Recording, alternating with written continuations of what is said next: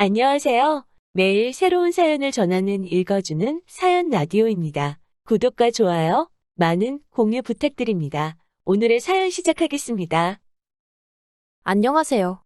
당신 편한 대로 말 바꾸셔놓고 이제 와서 친정어머니 샘내는 시어머니 때문에 환장하겠는 30대 여성입니다. 이혼을 하기에는 어디 가서 말하기도 뭐할 만큼 유치한 것 같은데 또 한편으론 제가 받는 스트레스가 상당해서 하소연이라도 하러 왔어요. 남편과 저는 2년을 사귀고 결혼했는데 소개받았을 당시 남편은 공무원이었고 저는 직장을 다니는 회사원이었습니다. 소개를 해준 사람은 남편의 친구로 저와 친한 단짝 친구의 남자친구이기도 했지요. 그래서 딱히 내키는 자리는 아니었지만 거절할 수도 없었기에 한번 만나보게 된 거예요.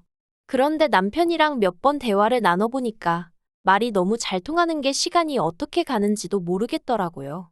그래서 한두 번 더 만나보다가 자연스레 연인 사이로 발전하게 되었습니다. 그리고 제 나이 31살이 되던 해 남편으로부터 프로포즈를 받았지요.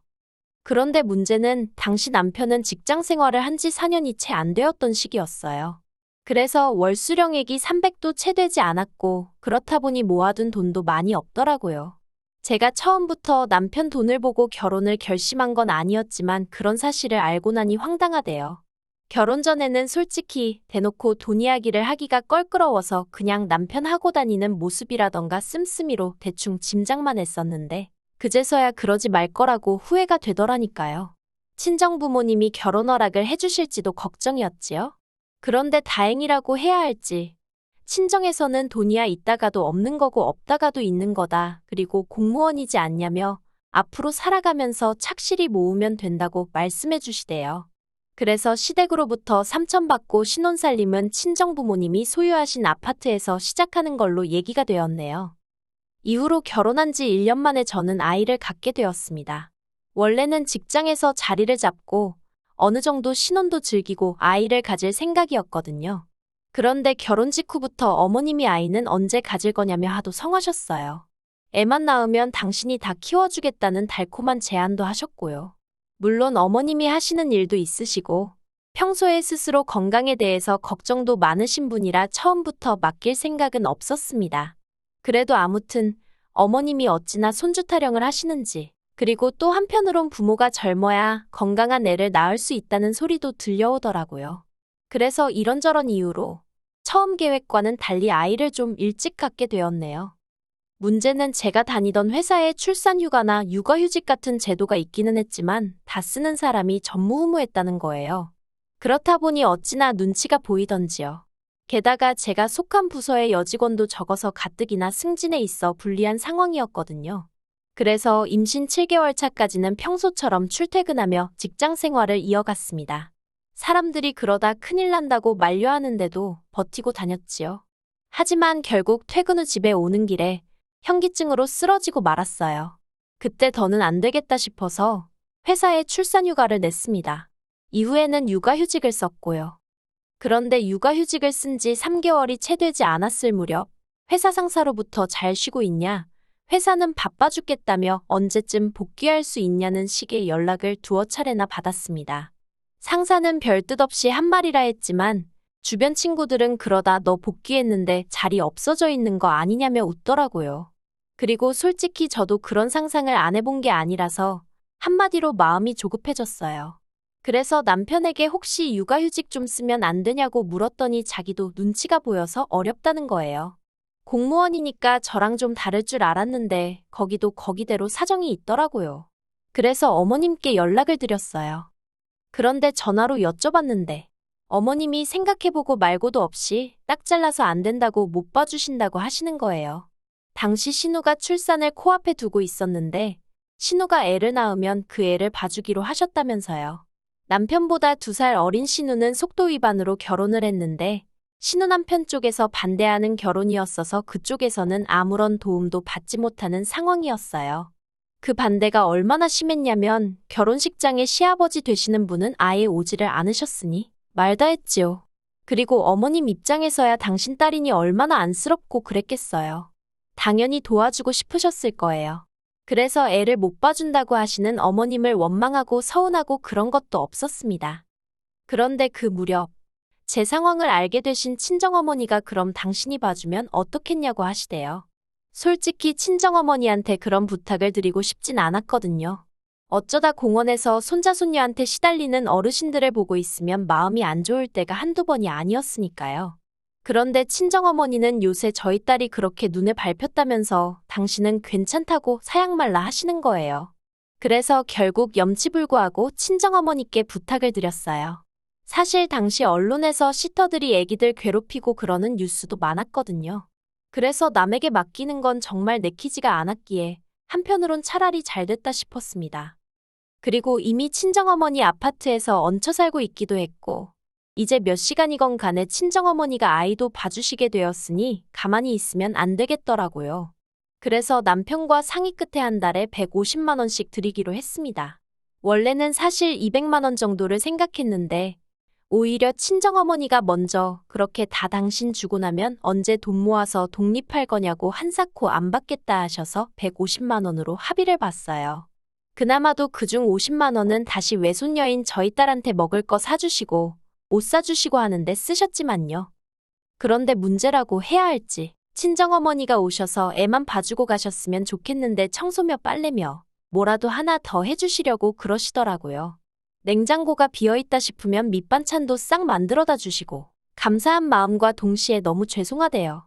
그래서 저도 그때부터는 아침에 1시간이라도 더 일찍 일어나서 부지런 떨어가며 청소고 뭐고 웬만하면 집안일은 하나라도 더 해놓고 출근을 했어요.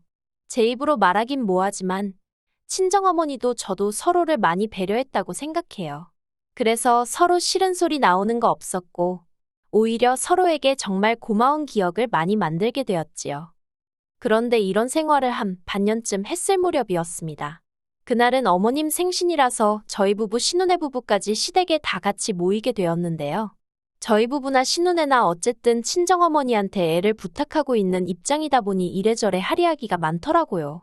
그러다 남편이 먼저 그래서 우리는 장모님한테 한 달에 150씩 드리고 있다고 쓸데없는 소리를 하는 거예요. 솔직히 말이 좋아 150이지. 저는 제 나름대로 월세에 애 봐주는 비용에 이것저것 다 같이 뭉뚱그려 드리는 거라 어디 가서 말도 못하겠던데. 그런데 그 소리를 들은 어머님 얼굴이 뭐랄까 좀 이상해 보였어요. 언짢으신 것 같기도 했고요. 그런데 눈치 없는 남편은 그런 어머님 표정을 못 본 건지 신우더러 너는 엄마한테 얼마 주고 애를 맡기냐고 그러는 거예요. 그러자 신우도 이내 표정이 안 좋아지고 그때 신우 남편은 담배 한 대 피고 온다며 자리를 비웠습니다. 그렇게 신우 남편이 자리를 비우고 나자 신우가 저희 남편더러 오빠는 무슨 그런 쓸데없는 소리를 하냐면서 짜증을 내더라고요. 그리고는 이내 저한테 불똥이 튀어서는 언니네 어머니가 그렇게 달라더냐며 무슨 딸한테 돈을 받냐는 거예요. 저는 저대로 그 말에 발끈해서는 그게 무슨 소리냐고 더 드린다 하는데도 안 받는다 하신다고 대꾸했습니다. 그러자 이번엔 어머님이 저희더러 처음에 당신한테 애 봐달라고 할 땐 돈 얘기는 안 하지 않았냐며 저더러 머리 썼네 그러시대요. 그래서 머리를 쓴 게 아니라 제가 가타부타 설명도 하기 전에 무조건 신혼에 애 봐줘야 한다고 저희 애는 못 봐준다 하셨지 않냐고 했어요. 서로 다들 바짝 날이 서가지고는 대화가 오가는 내내 정말이지 제가 잘못한 것도 아닌데 가시방석에 앉은 것처럼 불편하더라니까요. 그렇게 시댁에서 돌아왔고 남편도 저도 찜찜해하긴 했지만 서로 먼저 말은 안 꺼냈습니다. 그런데 이튿날 어머님한테 전화가 걸려왔어요.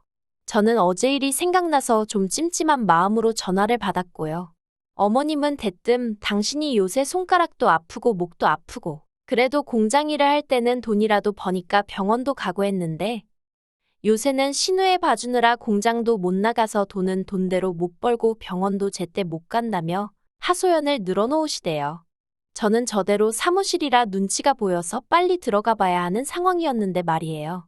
그렇다고 앓는 소리 하시는 어머님 전화를 끊기도 뭐하고. 그런데 그때 어머님이 먼저 그래서 말인데 친정에 얘기해서 너네 엄마 못 오게 하랍니다. 이제 저희 애는 당신이 봐주시겠다고요. 그래서 제가 그럼 아가씨네 애는 어떡하냐니까 그거야 지가 알아서 할 일 아니겠냐대요. 지 애미 돈도 한 푼 안 주는 엑스라며 당신도 이제 신경 쓰고 싶지 않다나요. 듣고 있기가 참 거북하더라고요. 그리고 어쨌든 간에 그렇게 되면 신우랑 제 사이가 안 좋아질 건 불보듯 뻔한 일이었지요. 그리고 설령 신우가 괜찮다고 하더라도 처음부터 어머님이 도와주셨다면 모를까? 친정어머니랑 스케줄 맞춰가며 자라고 있는데 이제 와서 어머님이랑. 솔직히 친정어머니가 저희 집에서 애 봐주시는 거랑 어머님이 저희 집에서 애 봐주시는 건 아예 다른 이야기잖아요. 그래서 저도 딱 잘라서 그렇게는 안 될 것 같다고 거절을 했습니다. 그리고 어머님은 그런 저에게 화가 단단히 나셔서 전화를 끊으셨고요. 마음이 불편하긴 했지만 그래도 별 걱정은 하지 않았습니다. 솔직히 어머님이 억지를 쓰신 거니까요. 그런데 어머님의 억지는 거기서 끝이 아니었습니다. 저랑 전화를 끊자마자 그 길로 저희 친정어머니한테 전화를 하셨더라고요. 그리고는 당신 먹고 살기 힘든 이야기를 한참 늘어놓으시곤 다시 공장에라도 나가봐야겠다며 도와달라고 하시더래요.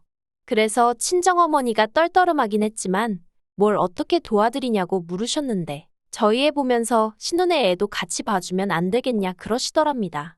애 하나 보나 둘 보나 똑같지 않냐면서 집도 안 멀다고 저희 집에 갈 때 신혼에 들려서 애를 데리고 가란 식으로 얘기를 하시더래요. 친정어머니가 어이가 없어서 그게 말이 되냐고 반문하니 말이 안 될 건 또 뭐냐고요. 제가 이 이야기를 전해 듣곤 얼마나 황당했는지 몰라요.